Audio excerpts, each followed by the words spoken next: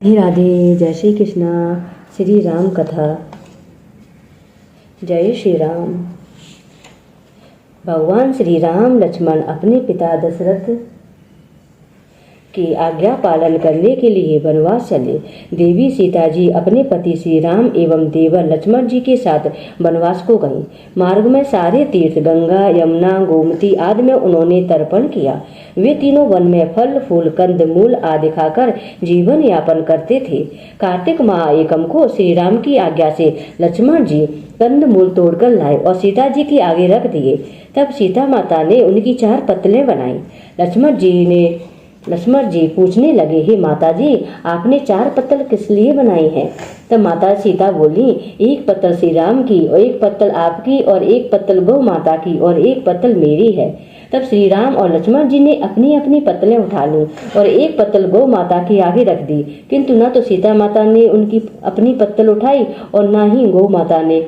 श्री राम जी ने सीता जी से पूछा, हे सीते, तुमने फलाहार क्यों नहीं किया? तब सीता जी ने कहा कि मेरा तो राम कथा कहने का नियम है, राम कथा कहने से पहले मैं फलाहार नहीं करूँगा। तब राम जी ने कहा कि राम कथा मुझे भी सुनाओ। सीता जी बोली, आप तो हमारे पतिदेव हो, आपको राम कथा कैसे सुनाऊं? तब लक्ष्मण जी बोले, माता जी, राम कथा अब आप मुझे सुनाइए। सीता जी बोली, आप तो विवाहित देवर हो, स्त्रियों की बातें स्त्रियां ही जाने। तब लक्ष्मण जी विचारने लगे कि वन में स्त्रियां कहाँ से आएंगी। तब लक्ष्मण जी ने धरती पर एक माया नगरी बसा दी।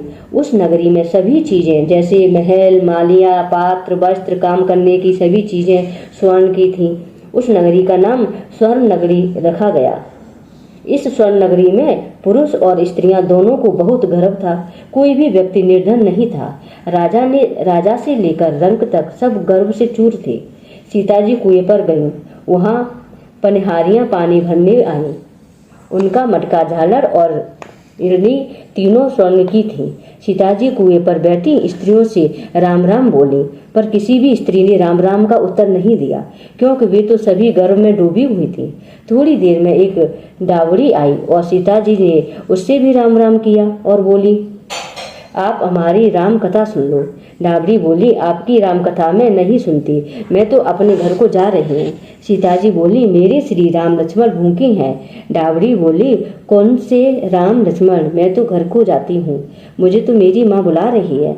इतना कहकर डावड़ी अपने घर को चली। सीता जी को क्रोध आया और परिणाम स्वरूप पूरी स्वर्ण नगरी पीतल की हो गई।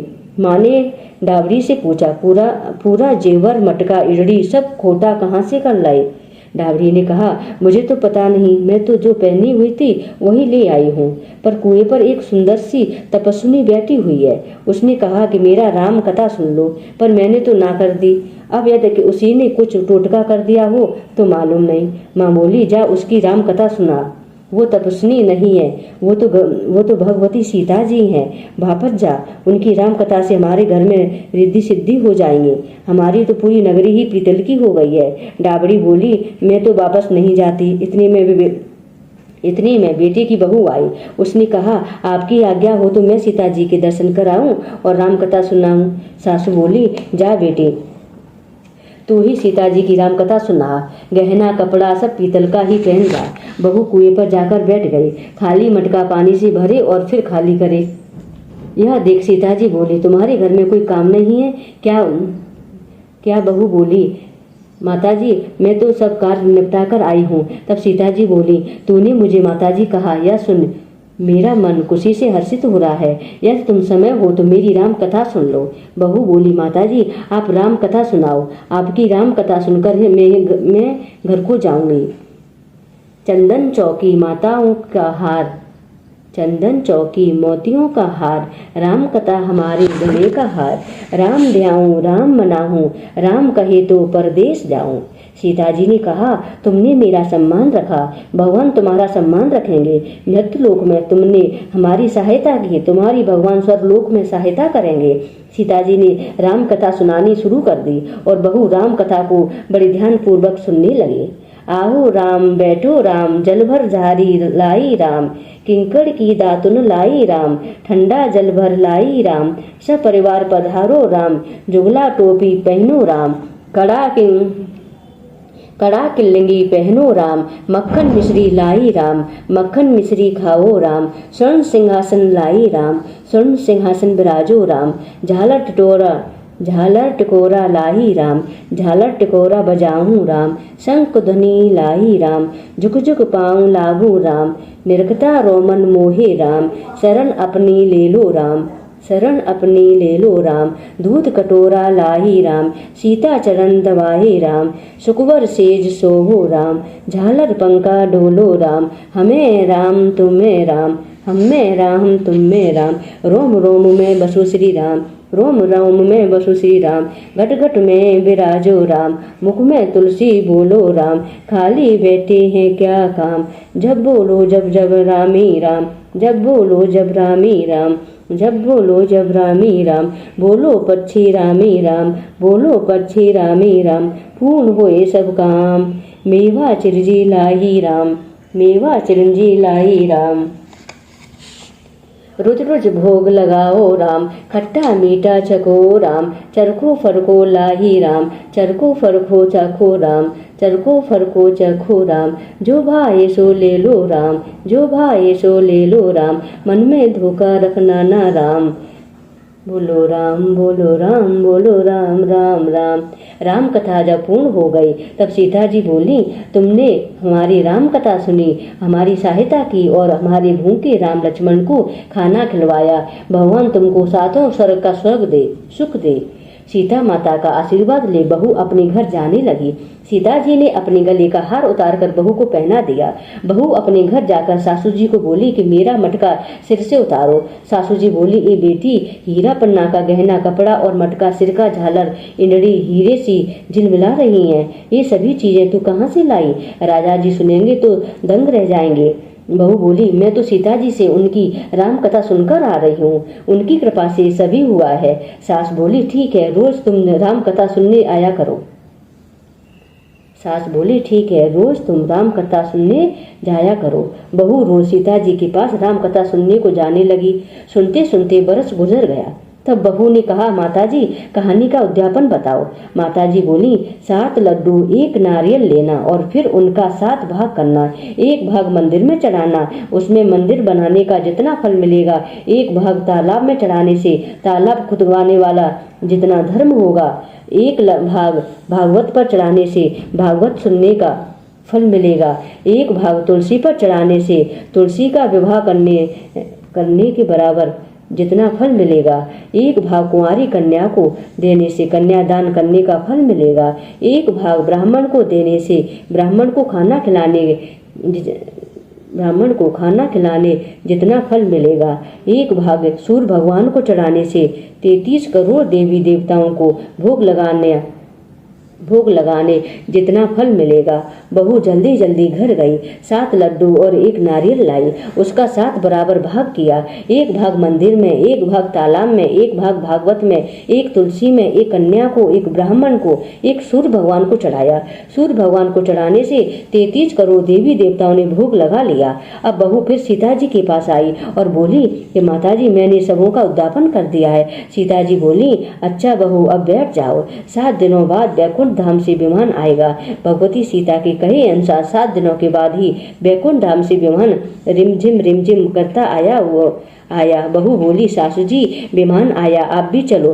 सासू जी बोली, हे बहू, मैं अकेली कैसे जाऊं? अपने ससुर जी को ले लो, माता पिता को ले लो, भाई बंधु कुटुंब कबीले को ले लो, अड़ोसी पड़ोसी को ले लो। बहू ने सबों को विमान में बैठा लिया।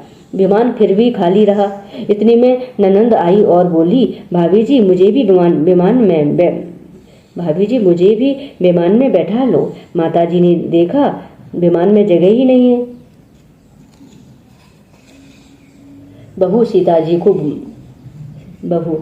जी को बोलो, माता जी, हमारी ननंद रानी को भी बिठाओ। सीता जी बोली, आपकी ननंद घमंड में भरी हुई है, हमारा विमान कच्चे धागे से बना हुआ है, यह टूट जाएगा। ननंद बोली, भाभी जी, मैं यहाँ अकेली रहूंगी तो सांप बिच्छू खा जाएंगे। भाभी जी बोली, आपकी करनी आप ही भोगो, हम अपनी करनी से सीता माता के साथ जा रहे हैं। इतने में बहू अपने पति देव के साथ विमान में विराजमान हो गई। यह देख नगर के सभी लोग इकट्ठे हो गए और पूछने लगे, बहू, आपने आपने ऐसा कौन सा धर्म का कार्य किया तो जो सीता जी के साथ विमान में वैकुंठ धाम को जा रही हो?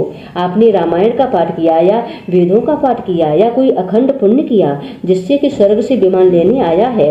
बहू बोली, मैंने तो केवल सीता माता जी से राम कथा सुनी, उसका उद्यापन किया। नगरी के लोग कहने लगे, बहू हमें भी राम कथा सुनाओ। बहू ने सबों को राम कथा सुनाई।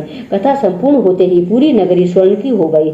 बहू बोली, जो कोई राम कथा की 108 पुस्तकें बांटेगा उनको भी उतना ही फल मिलेगा जितना बहू को मिला। सभी नगर वासियों ने राम जी की जय जयकार की। सीता जी ने सबों को विमान में बैठा लिया। विमान स्वर्ग के मार्ग पर चल पड़ा। स्वर्ग के सातों द्वार अपने आप खुल गए। प्रथम द्वार पर नाग देवता सामने आए। सातों द्वार पार करने के बाद विमान स्वर्ग से नीचे उतरा।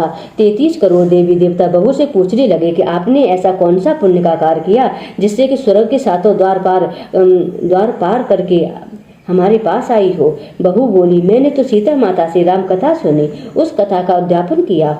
इस पर 33 करोड़ देवी देवता बोले, तुम हमें भी राम कथा सुनाओ।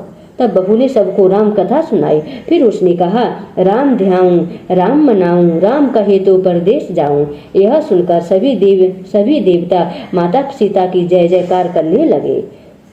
बोलो जय श्री राम, जय श्री राम। बोलो सीता माता की जय। श्री राम जय जय राम। बोलो श्री राम जय जय राम। श्री राम जय जय राम। बोलो श्री राम जय जय राम। श्री राम जय जय राम। बोलो श्री राम जय जय राम। श्री राम जय जय राम। बोलो श्री राम जय जय राम।